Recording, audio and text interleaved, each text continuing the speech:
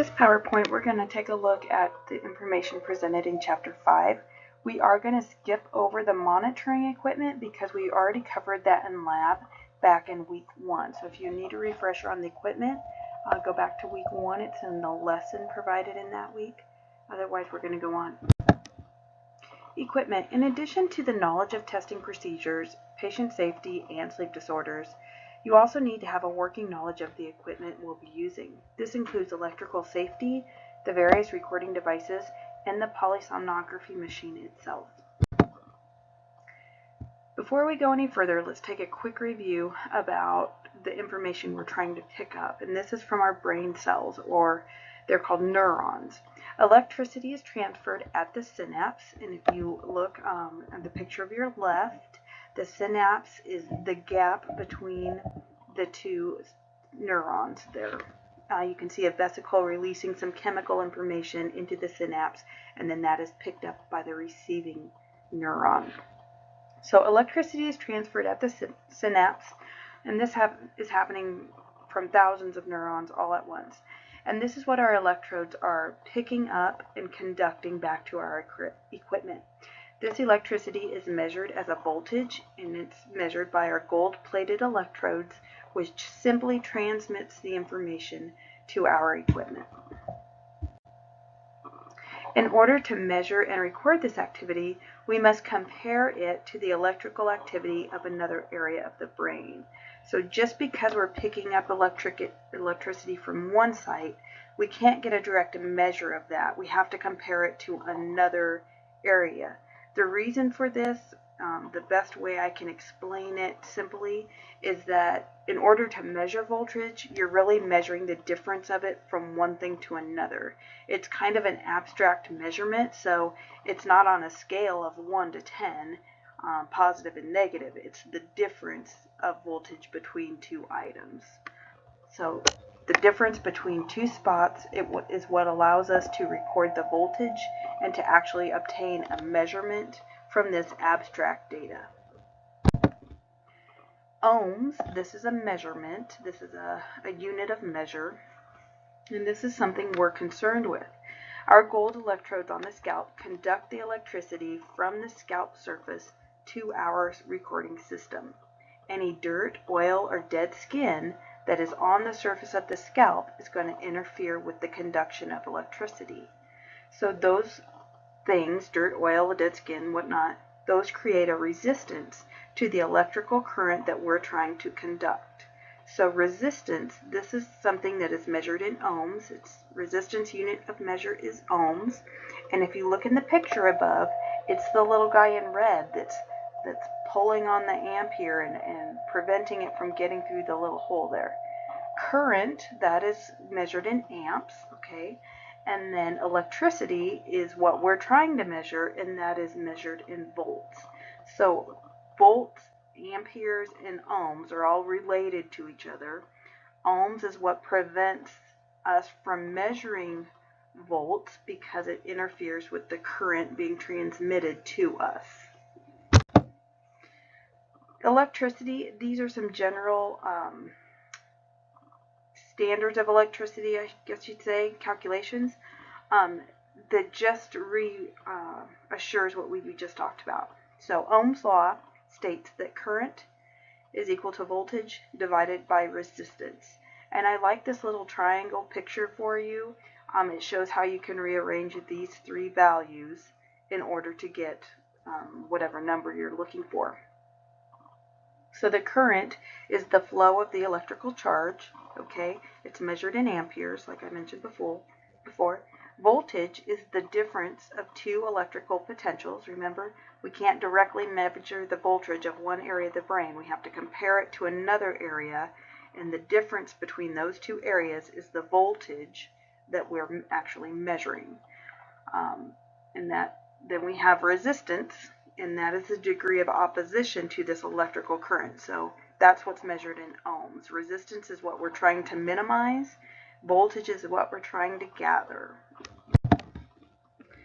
One term that you'll become very familiar with is the term impedance, and this is a measurement of electrical resistance measured in ohms. So when we talk about resistance, or we talk about getting a poor signal, we say there's a high impedance. If there's a high impedance, it's going to interrupt our signal that we're trying to collect. So in polysomnography, we want low impedances of our electrodes. That means the resistance is decreased, it's lower, and that means we get a better quality of data. Polarity. Polarity refers to the positive or negative feature of an electrode signal. So what does that mean? All right, well, basically it means that each signal you see on your polysomnography screen, it's either going to deflect up or down depending on its polarity.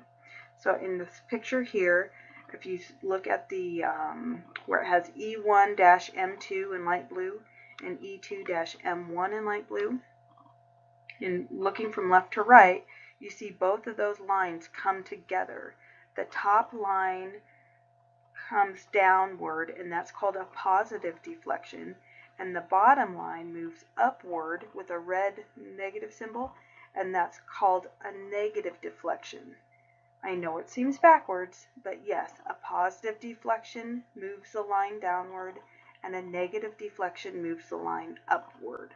So our eyes have polarity, and so that's a lot of what we're looking at with our eye movements, is we're actually looking at the polarity to know when their eyes are moving back and forth. Our differential amplifier. Polarity is directly tied to the differential amplifier of the equipment.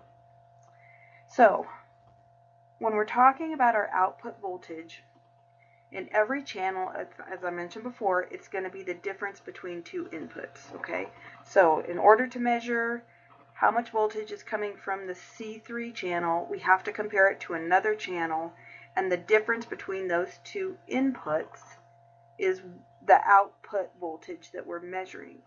Polarity, as I mentioned before, is going to tell us, or we can use that, and we can recognize if the deflection goes up or down, meaning positive or negative. Now, for each channel that we look at on our screen, okay, channel 1, we have channels 1 through about 17 or 19, depending on what all you're recording that night. So for each channel, you're having two inputs for that channel.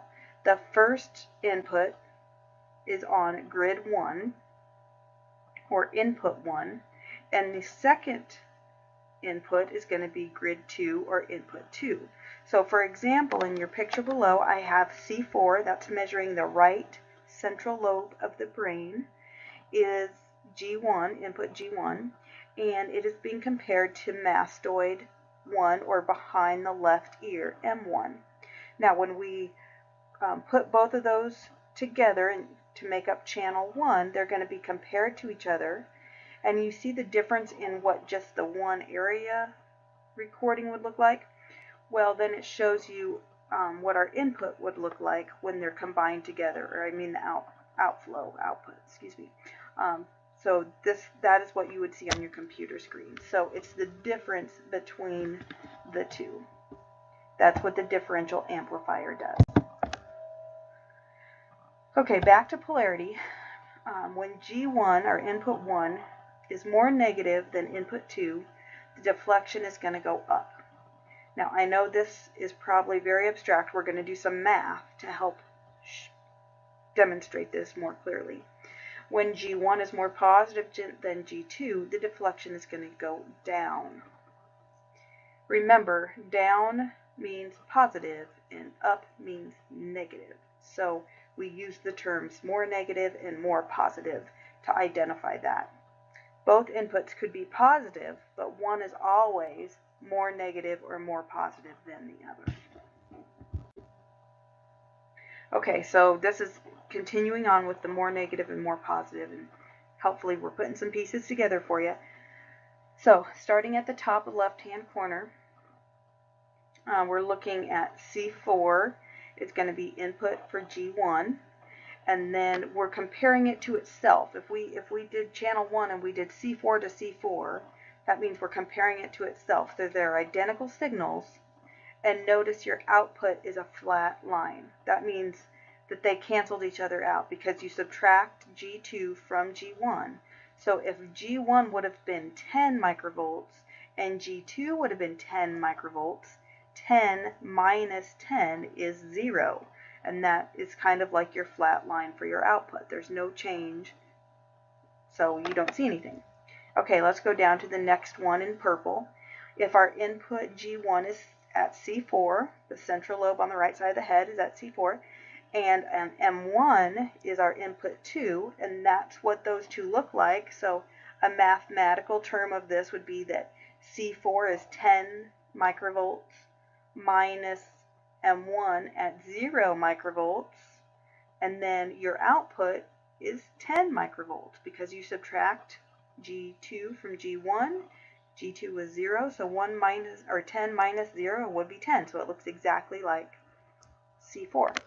Okay, let's try another one. Let's go down to the green. In this situation, C4 has a negative deflection, it's going upward, and M1 has a positive deflection, it's going downward. So let's say C1 is negative 10 microvolts, or input G1 is negative 10 microvolts, and input G2 is plus 10 microvolts. And remember, to put it into a mathematical equation, it's negative 10 minus positive 10. Well, remember the basics of math. Two negatives, you add them together. So here we see a negative upward deflection, which has doubled because we added two negatives together. It's the sum of the two. Okay, let's go on. Okay, so here's some practice with this. If we have on one channel F3 to M2, and our F3 electrode's voltage is 100 microvolts, and our M2 electrode's voltage is 25 microvolts, then we subtract G2 from G1, and your answer should be 75 microvolts. Okay. The next one down, if we have C3 for our G1 input and M2 for our G2 input, C3 is 100 microvolts and M2 is 200 microvolts. 100 minus 200, that should be negative 100 microvolts for your answer. So a negative is going to have an upward deflection on our polysomnogram because negative deflects upward. Okay, let's go on. Okay, so this just reiterates what we just talked about. F3 minus M2, the answer would be 75 microvolts. That's a positive deflection, which means the deflection actually moves downward. That's what my little dash lines are supposed to indicate. And then for the C3 to M2, we came up with a negative number, negative 100. So a negative deflection, remember, it actually has an upward deflection on our screen. So our G1 input is more negative, the deflection is upward. Okay, filters. We're going to talk more about filters when we get to chapter 9. They're not so bad once you understand them. A good way to think of them is they provide parameters for the information we're gathering. They allow certain waveforms in while blocking other waveforms out. So they filter. That's what they do. They block stuff. Which ones are filters? And this is where we're going to stop because we're going to cover it more in chapter 9, and we don't really need it right now.